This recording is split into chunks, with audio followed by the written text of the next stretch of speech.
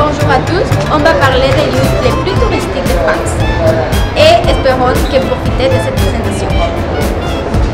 Je vais parler de l'Arc de Triomphe et le Champs-Élysées. Canal du Saint-Martin et les cathédrales de Notre-Dame de Paris. Le palais de Versailles et le jardin de Versailles. Le Tour Eiffel et le musée du Louvre.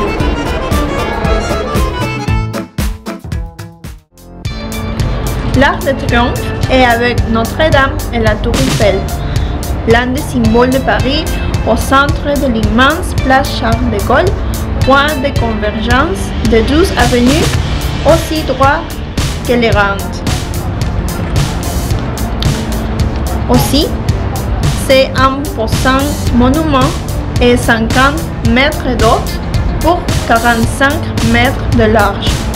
L'Arc de Triomphe est surtout un symbole patriotique.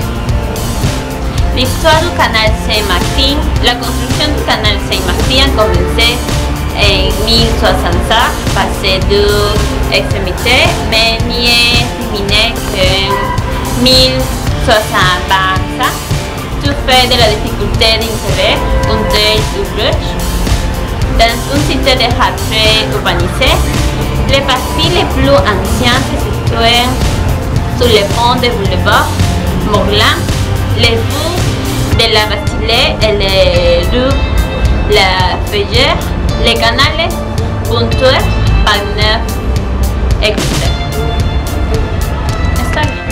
Considérée comme la plus belle du monde, l'avenue des Champs-Élysées est une immense artère de prestige où se pressent tôt ou tard les promeneurs du monde entier. Les Champs-Élysées se situent dans le 8e arrondissement et reliait la place de la Concorde à la place Charles de Gaulle. Longueur de 700 mètres, l'avenue offre une longue perspective réunissant l'Arc de Triomphe, l'obélisque de la place de Concorde, le jardin des Tuileries, les carrousels du Louvre. Aujourd'hui, restaurants, cinéma, magasins de grandes marques et grandes entreprises siègent dans cet emplacement. La cathédrale Notre-Dame de Paris est la cathédrale de l'archidiocèse catholique de Paris. C'est l'une des 4 basiliques mineures de Paris, élevée au rang de basilique mineure par les papiers. C'est le 3 mars 1065. Elle est située sur la moitié et le lit de la cité dans le 4e arrondissement de Paris. Sa façade occidentale domine les parvis Notre-Dame placée Jean-Paul II. Près du palais de Versailles, ce sont les jardins de Versailles. En 1761, des travaux ont commencé pour la création des jardins de Versailles, qui ne seront pas terminés avant 40 ans plus tard. Les magnifiques jardins de Versailles ont une superficie de plus de 800 hectares de long, de laquelle toutes sortes de plantes et d'arbres s'entendent.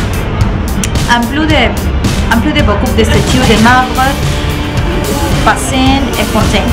Il est pratiquement impossible de courir et visiter tous les jardins parce que les voyages seraient trop longs. D'avril à octobre, il est possible d'assister au spectacle dans lequel les sources de son passage de l'eau au rythme de la musique. Le musée du Louvre.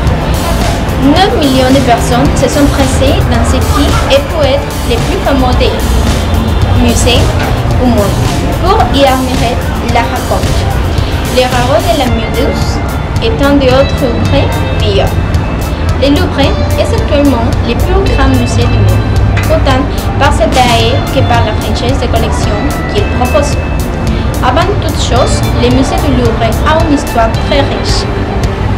Le palais du Louvre était en effet la demeure du roi de France, Jacques Louis XIV, décide de s'installer à Versailles.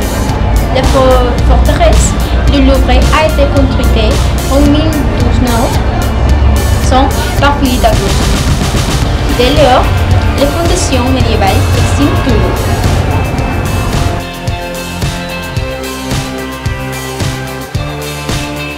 Le palais de Versailles. Le palais de Versailles est situé dans la place des Armes, Versailles. Louis XIV était la première personne qui a transformé et atteindre le pavillon des sages de son père. Louis XIII eut la cour et le gouvernement en 1782 seront installés. Depuis l'avènement de la Révolution française, différents monarques se passaient dans le trône et a continué à embellir le palais. En 1789, le palais a cessé de fonctionner le siège officiel du pouvoir et devint plus tard le musée de l'histoire de France. Quand vous visitez le palais de Versailles, vous trouverez également l'immense chapelle et les appartements des rois et de la reine, qui ont beaucoup d'éléments décoratifs. La Tour Eiffel. La Tour Eiffel reçoit plus de 5 millions de visiteurs par an. Elle est le monument européen le plus visité au monde. La Tour Eiffel, construite afin de montrer au monde entier de l'époque.